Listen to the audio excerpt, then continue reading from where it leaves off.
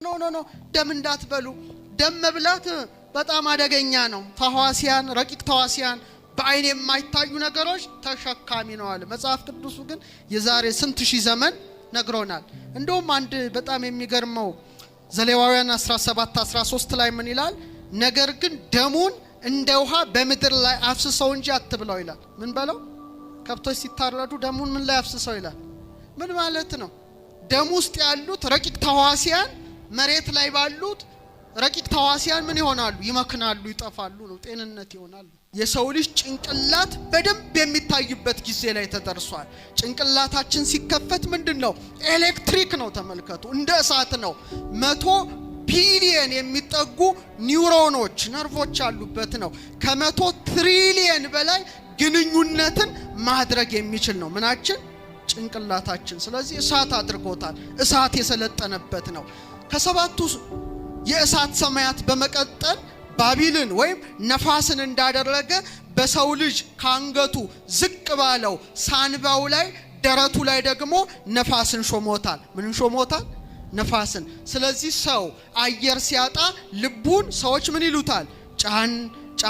ጫን ሲሉት መተንፈስ ይጀምራል ማለት ነው ምክንያቱም አየር ወይም ነፋስ የሰለጠነው ምን ላይ ነው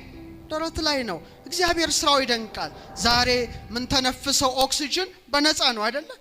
ኮቪድ በነበረበት ሰዓት ኦክሲጅን ስንት ነው የተሸጠው ታውቃላችሁ ስንት ነገር የተሸጠው ሰው መግዛት እስከማይችል ድረስ ደርሷል እግዚአብሔር ግን በነፃ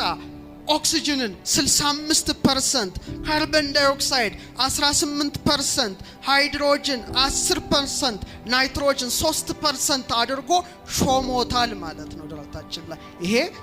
የስራውን ድንቅነትን ያመለክታል በአንድ ድንጋይ ላይ 7 አይኖች ነበሩ እስቲ አብረን እንበለው በአንዱ ድንጋይ ላይ በሉ እስቲ 7 አይኖች ነበሩ ይሄን ቃል የተናገረው ነብዩ እግዚአብሔር ዘካርያስ ነው ሙሉ ቃሉ ምን ይላል በኢያሱ ፊት ያኖርኩት ድንጋይ እነሆ አለ በአንዱ ድንጋይ ላይ 7 አይኖች አሉ እነሆ ቅርጹን እቀርጻለሁ ይላል የሰራዊት ጌታ እግዚአብሔር ይላል 7 ደግሞ የሥነ ፍጥረት ቀመር ነውና በተለይ እግዚአብሔር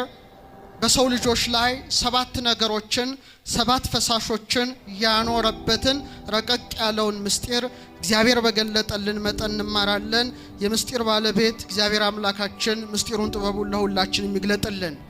ደራሲው ይሄን ሲተረጉም በተለይ አንድ የጸሎት መጽሐፍ ላይ እብን ሻነ ገብርከ